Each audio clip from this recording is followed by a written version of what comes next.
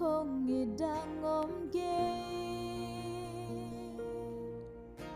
để bi ông vô vì na tổ ghê hong nghi ba xiên ghê à đi nghìn nàng na hoi bê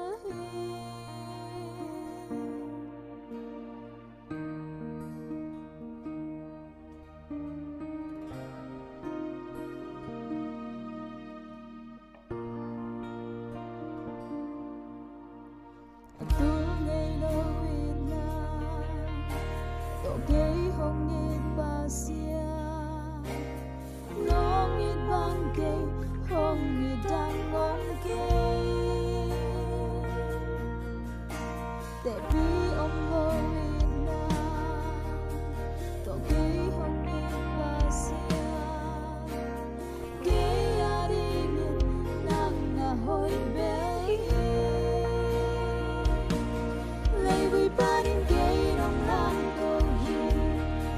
quạt ta đến khi nông đông cầu hi mừng sang na cũng có kỳ đông thái cần nghe đâu chỉ tuy đông đồn xa không nghe đâu ít na có đồng ý cả đông ta na nông ít na hàng về khi yêu anh Giêsu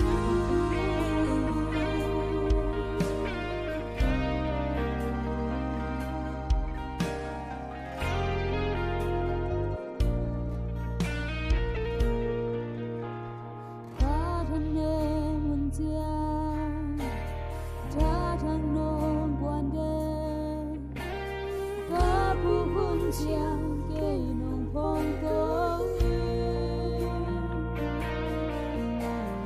la me bên chiang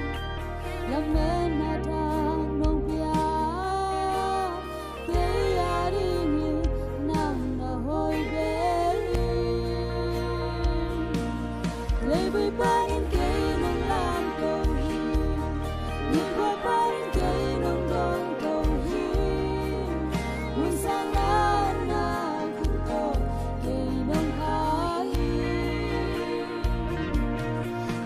Hãy subscribe cho